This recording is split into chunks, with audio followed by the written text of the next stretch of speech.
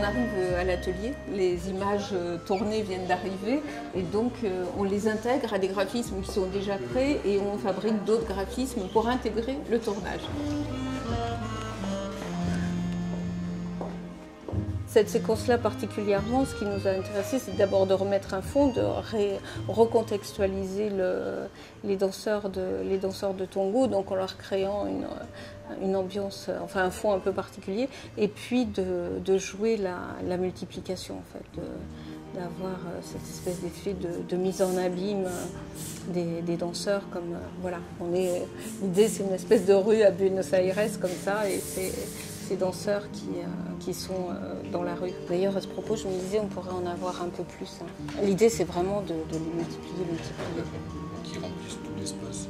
Le plus possible, oui, parce que là, tu vois, on a un grand vide. Oui. Et en fait, ce vide-là, il va être parcouru en un temps assez long par les piétons. Donc, on a besoin d'avoir un accompagnement quasi permanent, d'avoir toujours quelqu'un comme ça à côté de soi. D'accord.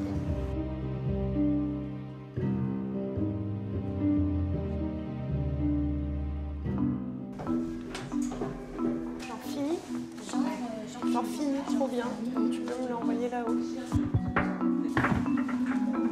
Moi, en fait, je récupère tous les fichiers des graphistes. En fait, l'intégralité de ce que font les graphistes va devoir passer dans ces ordinateurs, dans un logiciel de 3D qui recrée la courbe du tunnel, si bien que tout ce que les graphistes ont travaillé droit devient courbe ici. Donc à la fin, quand le spectateur va se promener dans le tunnel, par exemple ici, il aura l'impression vraiment d'une affiche qui se colle et qui suit, qui épouse vraiment la paroi du tunnel. Et calculer, il faut y penser à chaque fois.